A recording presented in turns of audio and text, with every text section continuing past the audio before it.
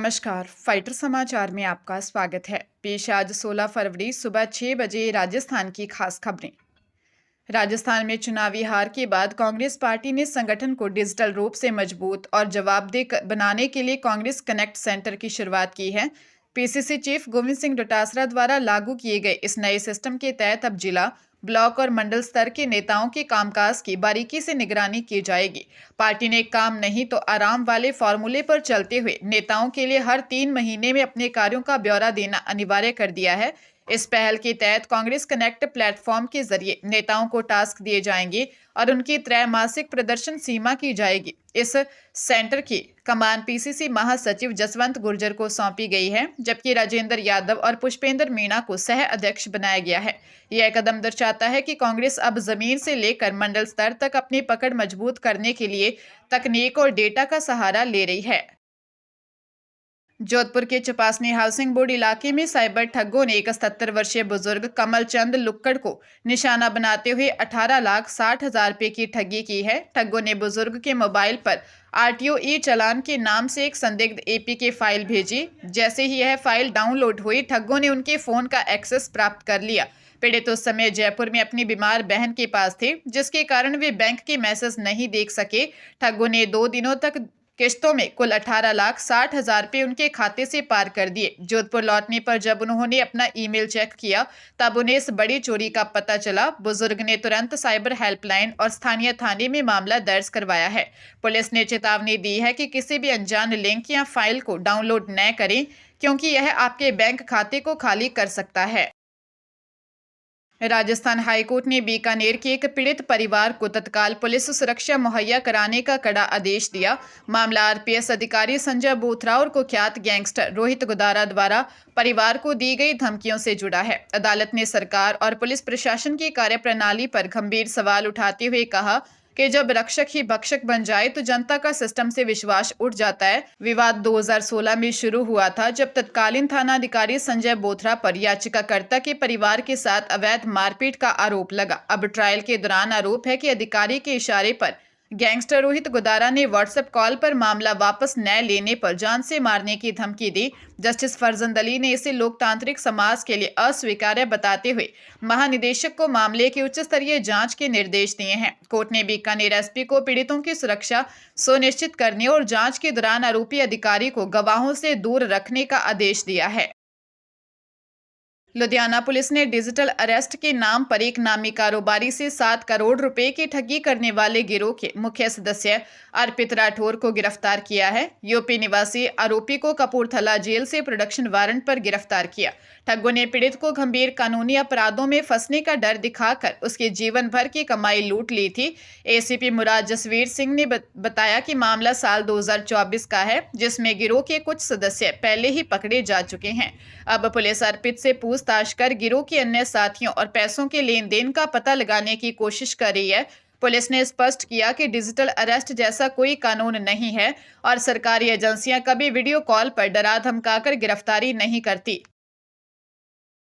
जयपुर के दूदू कस्बे के मौजमाबाद पुलिस थाना इलाके के फरियादपुरा गांव में एक युवक ने शराब के लिए पैसे नहीं देने पर अपनी मां को ही मौत के घाट उतार दिया और घर से बाहर आकर चिल्लाया कि उसने अपनी मां को मार डाला है। सूचना के बाद पहुंची पुलिस ने हत्या के आरोपी युवक को गिरफ्तार किया।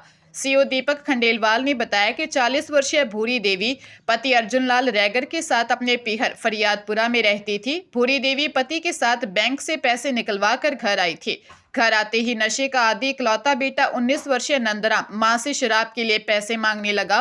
पैसे नहीं मिलने पर आक्रोशित नंदराम ने मां पर हमला कर उसकी हत्या कर दी। थानाधिकारी अनीता चौधरी ने बताया कि पुलिस आरोपी बेटे से पूछताछ कर रही है।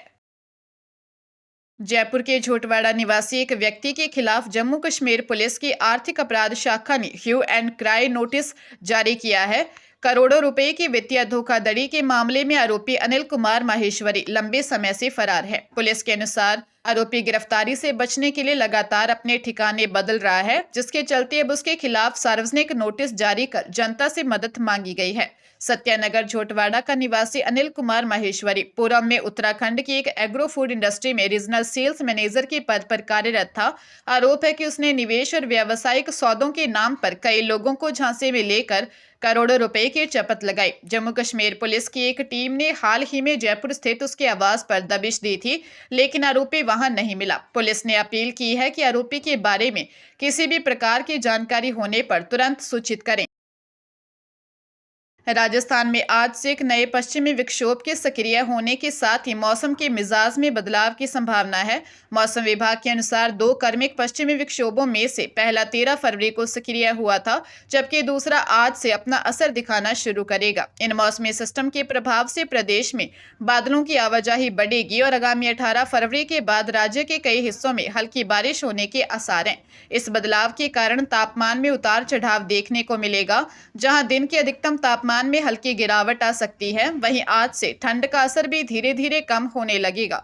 मौसम वैज्ञानिकों का मानना है कि पश्चिमी विक्षोभ की सक्रियता से उत्तर पश्चिमी राजस्थान के जिलों में विशेष प्रभाव पड़ सकता है, जिससे न्यूनतम और अधिकतम दोनों तापमान प्रभावित होंगे। सीबीएसई की 10वीं और 12वीं की बोर्ड परीक्षाएं कल यानी मंगलवार 17 फरवरी से शुरू होने जा रही हैं। परीक्षा को लेकर बोर्ड ने सख्त एडवाइजरी जारी की है, जिसके अनुसार परीक्षा केंद्रों पर सुबह 10 बजे के बाद किसी भी छात्र को प्रवेश नहीं दिया जाएगा। बोर्ड ने स्पष्ट किया है कि परीक्षाएं सुबह 10:30 बजे से शुरू होंगी, इसलिए छात्र समय से पहले पहुंचना सुनिश्चित करें। इस वर्ष भारत और विदेश के 26 देशों से 40 लाख से अधिक छात्र बोर्ड परीक्षाओं में शामिल हो रहे हैं। बोर्ड के अनुसार परीक्षा नियंत्रक डॉक्टर संयम भारद्वाज ने छात्रों को सलाह दी है कि वे ट्रैफिक, मौसम और स्थानीय परिस्थितियों को ध्यान में रखते हुए जल्द घर से निकलें।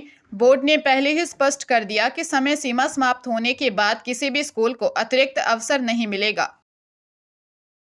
हरियाणा के हिसार के उकलाना थाना क्षेत्र के गांव बिठमड़ा में पुलिस ने पति की हत्या की साजिश रच रही एक महिला को वारदात से पहले ही गिरफ्तार कर लिया है। आरोपी 26 वर्षीय सुमन के पास एक अवैध देसी पिस्तौल और 2 जिंदा कारतूस बरामद हुए हैं।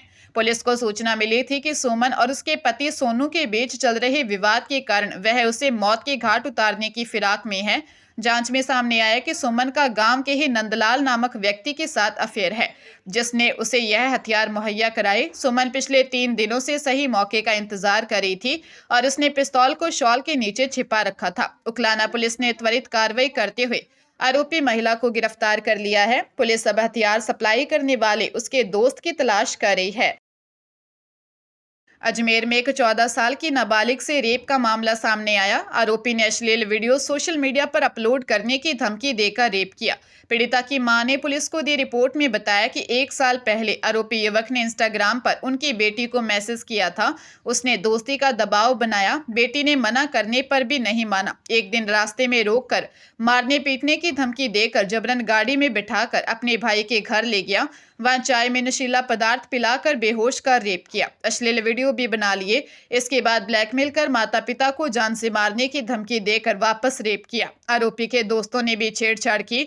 पुलिस ने मामला दर्ज कर जांच शुरू कर दी है।